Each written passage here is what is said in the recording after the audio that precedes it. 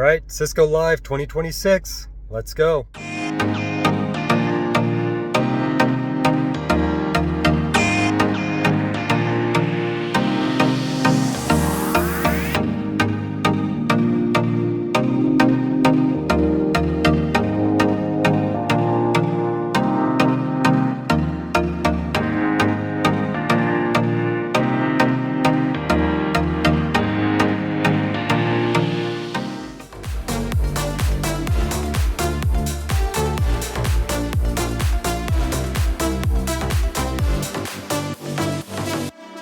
Hi, my name is Rich and welcome to the Rich Tech Guy channel. And in case you haven't already figured it out from the sequence, I am actually filming this on location in Las Vegas at the site of Cisco Live 2026.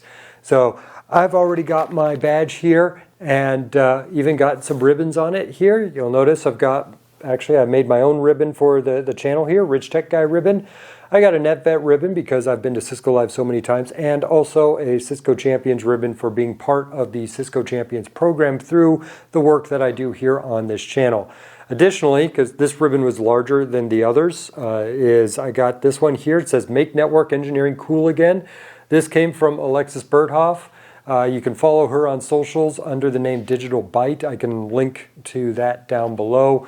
So if you don't know who she is, if you haven't seen her, go ahead and give her a follow. She does a lot of great content as well.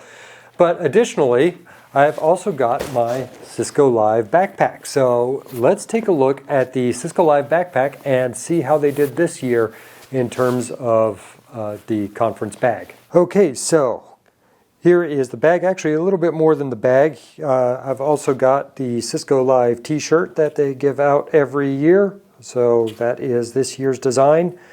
All right, and we'll go ahead and set that aside.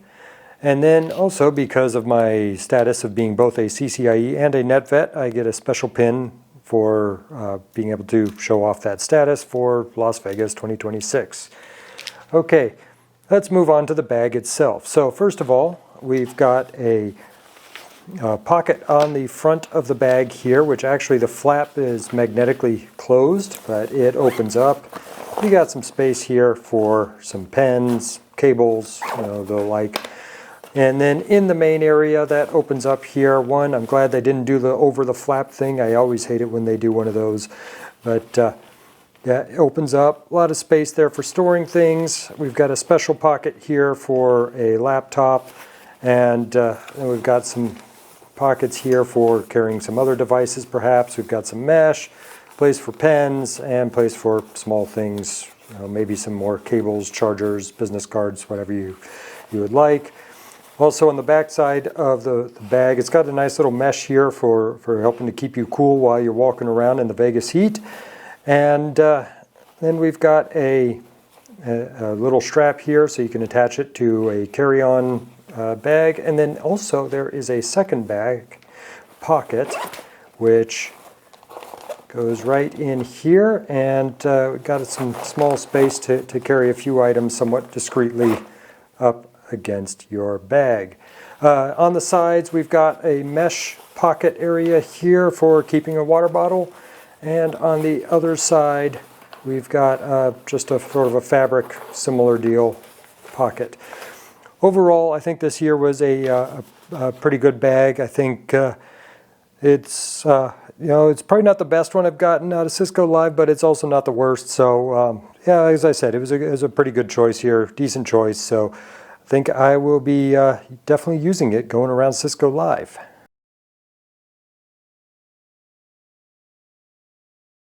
So this year at Cisco Live, like every year, there is the keynote address where Cisco makes their big announcements about what's going on. And first of all, as it always starts out, Chuck Robbins took the stage and he gave his general overview of where he saw the industry going, how things are playing out, and where Cisco is positioning itself in order to meet the needs of the industry. It's as much as an intro as it is, I think, kind of an appeal to the Cisco shareholders.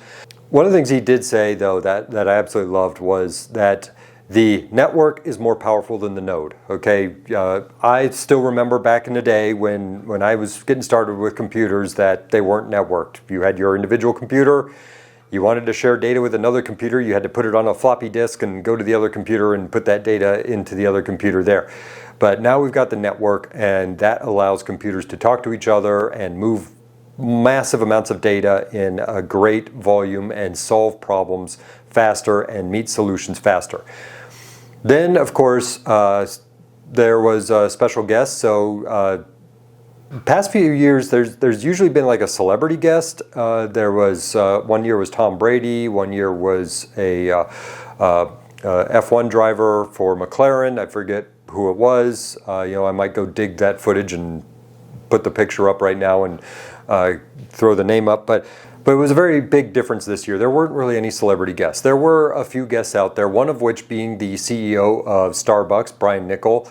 And Chuck and Brian, they had a little discussion together about the needs that Starbucks has and what Starbucks is doing in order to meet the needs, and how Starbucks is even using AI to, by the way, get your data as a Starbucks customer to try to figure out what is your coffee order pattern. And okay, you may have this one drink you order and you show up at this Starbucks every day at 8 a.m. and so yeah, make sure that drink is ready to go, or they've got the ingredients for that. And how much water does a particular location go through in a day, and so on and so forth.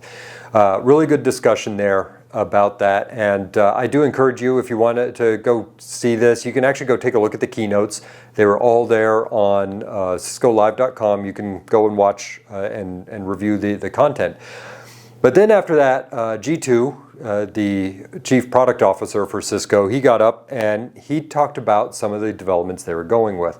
And in past years, Cisco has made announcements regarding these developments that it was kind of like, yeah, okay, yeah, this is what we're doing. You can expect to see it in 3 months, in 6 months. And some of them would appear. Some of them were actually legitimate updates and new product was coming out. Like last year, they talked about new firewalls. Those are out now. You can actually order them. Other times they talked about things that either materialized much later or maybe didn't materialize, Hypershield, whatever happened to that. But this year was very different. And as far as this year goes, it was very much on what they are doing, what is going to be available now or within the next few months. But by the way, there are some people who are already using it now as test customers. And the biggest thing of that, as I'm just looking through my notes here, is Cisco Cloud Control. And this is basically the one Cisco dashboard to rule them all. Okay, so whatever Cisco product or device you have, the idea here is that it will be managed in Cisco Cloud Control. And so all the demos they do on the stage, or if you were in the World of Solutions in the Cisco Showcase area and you were looking at the demos, it all started from Cloud Control. And from there, what would happen is it would then maybe break out into a sort of a cloud control version of what we're used to with Cisco. So you start in cloud control, you go to a cloud control version of the Meraki dashboard. You start in cloud control, you go into a cloud control version of InnerSight. You go into a cloud control version of, let's say, Nexus Dashboard Manager. Whatever it was you were doing, you started in cloud control and then went into the version of the management for that device, that system, that solution. I just wanted to give a quick interjection based on what I said earlier there about cloud control, going into like a cloud control version of Meraki, cloud control version of InnerSight. I was talking to a Cisco guy, he corrected me on that. It actually does go into the actual Meraki dashboard, the actual InnerSight dashboard, but it kind of does it in a cloud control color scheme instead of the standard color scheme. So just thought I would interject and add that in there. All right, so that was definitely a nice thing to see. So yeah, I'm sure at some point there's going to be licensing fees and such as it's going to get tacked on, but the idea here is that, yeah, you will have this ability to just go to a singular point and access all your Cisco stuff. And right now I can tell you, just even from what I'm running at home, I've got Cisco Meraki. I have a Firepower firewall. I have to go to one Cisco portal to manage the firewall. I have to go to another Cisco portal to manage the Meraki. So being able to bring all that into where I can just go to a single portal and click on a link to go access the device and work with the device I need, absolutely love that concept. Now the next thing that they went into was around agentic ops, and they really talked about what's going on in terms of AI. And one of the comments that was brought up was, had this been held 3 months prior, there wouldn't even be a discussion about Mythos. But now Mythos is out there, and yeah, it can go find whatever vulnerability is in your network. And by the way, Mythos isn't the only one. There's other AIs that can do that too. But it's talking about how the bad guys out there, they can of course use AI to figure out vulnerabilities in your network and exploit them much faster than you can figure it out, or as soon as any vulnerability gets published, the bad guys are already doing it. By the way, I already talked about this back in January. You can go check out my video on 10 skills for cybersecurity. I put that out back in January, and I brought that up. The bad guys are already using AI to get better at coming after you. And so there needs to be an AI for defense as well. And I feel like I'm repeating myself from that video. But the idea here is, yeah, we need to have AI working for us. And also, you've got things like OpenClaw, and you've got your agents out there. Well, what happens if an agent goes rogue? Or what happens if something has triggered your agent? Maybe a bad guy out there has managed to corrupt an agent. And so, yeah, it's going rogue. You've got all your systems out there, and this agent that you've assigned to manage them is now going and deleting stuff that it's not supposed to be deleting. Okay, so they're going into things like that where you have Defense Claw. And I know Defense Claw was actually announced by Cisco several months prior, but that was also brought up again during the keynote session. And the idea here is to identify what your agent should or should not be doing, and stop them and from going any further if they start to go rogue. And another benefit to this is, of course, as we go into AI, we have to deal with tokenomics, where you're purchasing tokens, and I've already heard content about major software developing companies, big tech companies that are actually telling their developers to stop using AI, that they're burning through their token budget months faster than expected, or that they're finding that spending money on these tokens is actually becoming more expensive than just having the developer. My kind of thought on that, just going off on a quick tangent, is how many of these new developers that are just fresh out of college, or young developers that maybe have been using AI to do coding and supporting their coding operations, are now kind of freaking out, going, oh my God, I can't use AI. But this is also why it's important to understand what you're doing, and being able to understand, okay, this is what it should be, this is how it should be, I'm just using AI to make it faster for me. That's really kind of my view around AI. Don't just say, oh, I want to do this, AI go, and not understanding what AI is doing in the background, or what AI is presenting you with as a final product. So it's always good to understand what AI is doing. Now, when it comes to how things are moving forward with AI, and as we're moving into AI agentic ops and such, there's the other part about that, and that is having the networking to support it. There was a great chart that was thrown up on the screens about how AI as a chatbot and what the network traffic looked like versus agentic AI. And as a chatbot, it was very bursty. Okay, you put your prompt in, you hit send, the chatbot goes out there and gathers its data, does a RAG, and gets what it needs to do and presents the answer back to you. Okay, networks have been able to handle that. But now we're getting into agentic AI, machines talking to machines, going back and forth constantly, API calls, response to API calls, just data moving, and so now you're seeing a steady and very heavy flow of data going across the network with no stopping, no breaks. And so you could have buffers getting consumed and slowing down your network, traffic getting dropped, your agents are now having issues, which could possibly lead to them going rogue because they're not getting the data when they want it, and so on. So this is where Cisco brought in some of the new network product lines that they've announced, or network switches that they've announced, both in the Catalyst line and in the Nexus line, to kind of help out with that. And some of these, actually going from that further, we have Silicon One. And yeah, Silicon One has been a thing around from Cisco for many years now, but they brought up some of their new innovations, and G2 even brought a couple of the chips on stage. I'll probably throw some footage here of some of these Silicon One chips, but what they are using to be able to power these new networks, because bandwidth is becoming a greater and greater issue. And a big surprise to me was that they actually introduced a 1.6 terabit switch, and this is like on the interface, 1.6 terabytes on that one interface. Okay, just last year, I believe it was, they brought up 800 gigabit interfaces, and then I even remember back when it was 100 gigabit interfaces was like, oh my God, this is so fast. But you know what? Where I work, we've got a Cisco AI pod. And our network backbone that we've configured that is actually running on a 400 gig backbone, because that is what is demanded of it. So Cisco is talking about the Silicon One product that they have and what they're using to help drive new innovations in networking, faster switches, more bandwidth.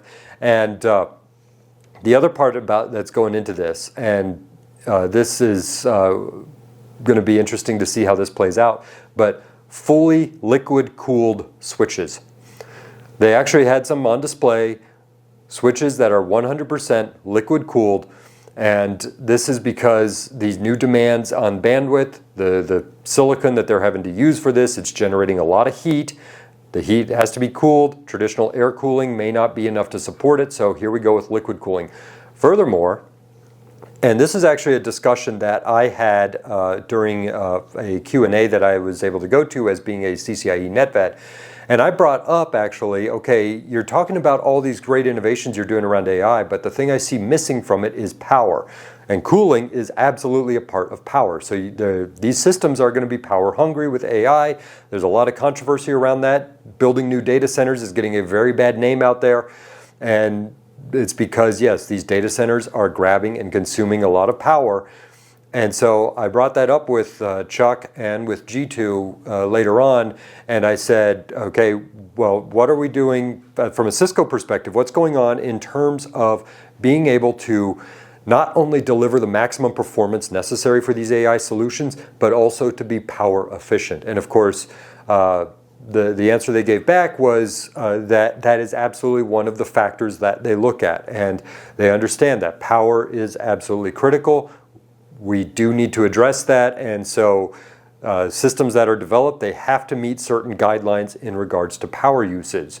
So if it doesn't meet it, the developers have to go back and they have to redesign it so that way it can meet the power demands. But again, cooling is a part of that. Liquid cooling can help alleviate some of that power as well. And so these fully liquid cooled switches was a very interesting thing going on. Also, in terms of the switches going on, there was it was brought up quantum switching. And this is still sort of in its very infancy developing stages, but Cisco has already started development on being able to do quantum switching. And my take on this is that these quantum switches that we're going to have as we go into more of a quantum protocol, where instead of moving bits across the wire, we're moving qubits across the wire and such, is going to develop new protocols. And if you go all the way back to the early days of the internet, you had a bunch of routed protocols, Apple Talk, IPX, SPX, and eventually everything kind of settled on TCP/IP, as that's what we're using today. As we move into quantum networking, get ready. We're going to have that same thing happen again. We're going to have a whole bunch of different protocols hit out there to manage this, and eventually things will settle on one. Will it be the best one? Well, we'll see. Hopefully it is. But continuing on, there was some more discussion about hybrid mesh firewall and really putting the firewall into the network. This is something that was also brought up last year. I got a great shirt from Cisco even last year at Cisco Live that said, WTF, where's the firewall? Because it's the idea of bringing the firewall into every stage of the network. Having even your switches, your Catalyst switches, your Nexus switches, your routers, have them do packet inspection while they are moving it through. So that way you can identify the threads as it appears on the network. After all, the network sees everything. So when bad guys are trying to attack you, they're coming through the network. Unless you have really bad physical security and they can just walk in through the front door and access your machines right away. But if that's the case, fix your physical security. And then there was also discussion around Cisco IQ, which is a Cisco agentic AI model that's going on.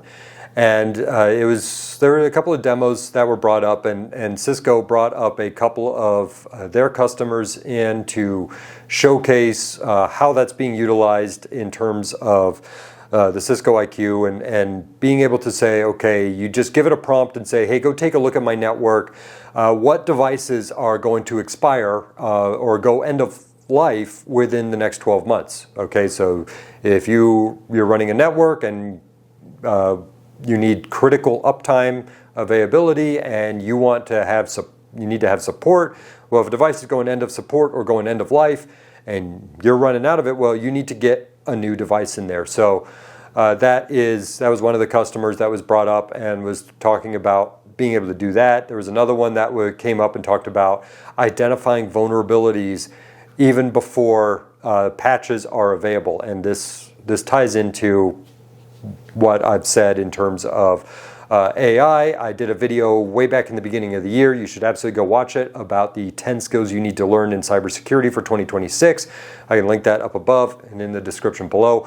But this is what I have been talking about for a while now. And this was, okay, bad guys are using AI. As soon as a vulnerability is out there, they're using AI to exploit it. And then you have a development like Mythos, which, it can go and scan all your network and your infrastructure and find the vulnerabilities right away. And it's not just Mythos. There's other AI platforms out there that can do that as well. And so it's really a question of, okay, how fast are the bad guys now finding vulnerabilities? If a CVE gets published, how fast are the bad guys launching attacks against you because of that? Is it even before you can respond to patch it? So that is where there's this idea around using AI to identify these vulnerabilities from your perspective and being able to then, maybe you can't patch it right away, but maybe you can put rules into your firewall or into a hybrid mesh firewall that's across your whole network to stop something that might be designed to exploit one of these vulnerabilities before you can patch it. So, and it's not taken away from patching. Patching will absolutely be necessary. By the way, if you're one of those network engineer guys who is bragging about the uptime of your devices, you are a hacker's best friend. I'm just going to straight up say that. So you absolutely need to be keeping your devices up to date. Maybe not immediately up to date because we have actually seen patches or new updates come out, particularly in the supply chain attacks. So that's another thing that I kind of wish maybe would have gotten addressed some more is some of the supply chain attacks going on and being able to identify that. But absolutely, I think that these were some great announcements that came out of the keynote session from Cisco Live. And then I had the opportunity to go around World of Solutions, take a look at the Cisco showcase, and have a look at these solutions, talk with some of the Cisco individuals about what's going on with these developments. So from that perspective, this was absolutely a great Cisco Live.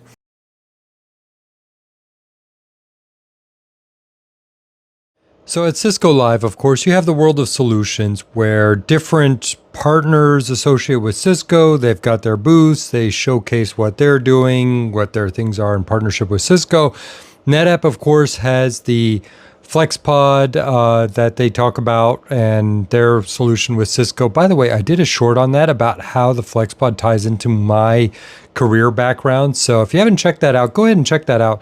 But there were some interesting things there in the World of Solutions, one of which being Forward Networks. They brought a DeLorean. Everybody was able to take pictures with the DeLorean. So for any Back to the Future fans out there, that was definitely really cool. But additionally, Cisco, of course, they take a huge space where they showcase all their new solutions. I've already done some footage of that. They also showcase their NOC and SOC, where they are in fact running the network for Cisco Live on their stuff. So that is always pretty cool to take a look at and what they're doing there. Another thing I thought was really interesting was the Cisco crisis response area, where they showed their NERV, or their network emergency response vehicle. So going in there, checking that out, that was a pretty cool setup, and it's all a volunteer effort, and it's actually something that Cisco actually provides free of charge. So if there's a crisis, if there's a disaster area, let's say a couple years ago there was flooding in North Carolina, they'll be in there and they will get in there quickly and set up your network connectivity, so that way the emergency response teams have the ability to communicate while they're in there responding to the situation. So that was definitely a really cool feature that they show off there at Cisco Live.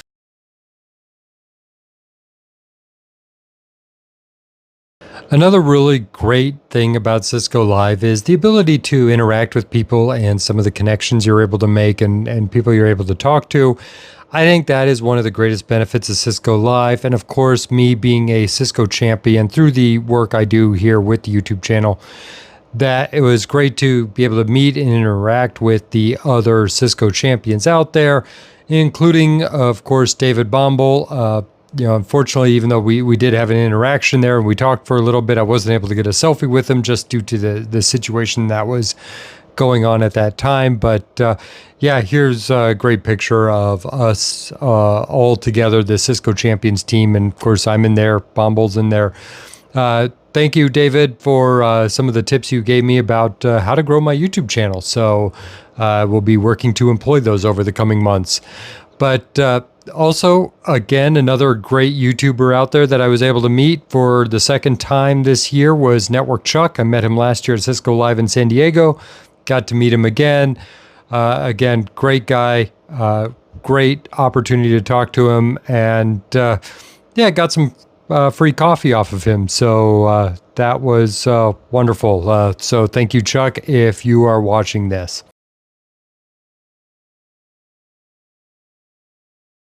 All right, time for a little Cisco Live fun. We got Chainsmokers and Maroon 5 tonight. So yeah, as I said, this year's concert was Maroon 5 and the Chainsmokers.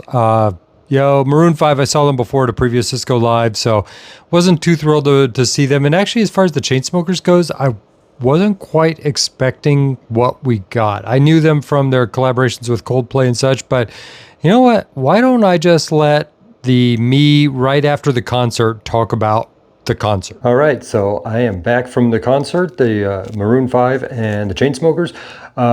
So just quick, honest impression, thoughts here. I've seen Maroon 5 before. They performed at Cisco Live, I think it was like 2015, 2016. No, it wasn't 2015, I can guarantee that. 2016 or 2017. It was in Vegas, yeah, approximately 10 years ago. Anyway, so I saw Maroon 5. Yeah, okay. They got up there, they performed their act. But I gotta say, what surprised me was the Chainsmokers. I had known about them from doing compilations with like Coldplay and other artists, but yeah, did not expect it to be a full EDM show with the Chainsmokers. So yeah, it was a really fun night. So let me know your thoughts about the announcements that came out at Cisco Live. Did you attend Cisco Live? What were your thoughts? Anything that stood out to you? Maybe you just watched it online. Again, go ahead and comment down below. And what are your thoughts around AI, agentic AI use, Mythos, OpenClaw, all of that stuff? Go ahead, as I said, comment down below. And hopefully I'll see you at the next Cisco Live. I hope I can continue going to Cisco Lives every year, and it's absolutely a privilege that I have as far as what I'm able to do in work, to be able to go out there. I'm grateful for that. So I do hope to be able to continue going to Cisco Live. And also, if you come to future Cisco Lives, please feel free to reach out to me if you see me walking around. And as always, keep improving, keep learning, keep studying, and I will see you in the next video.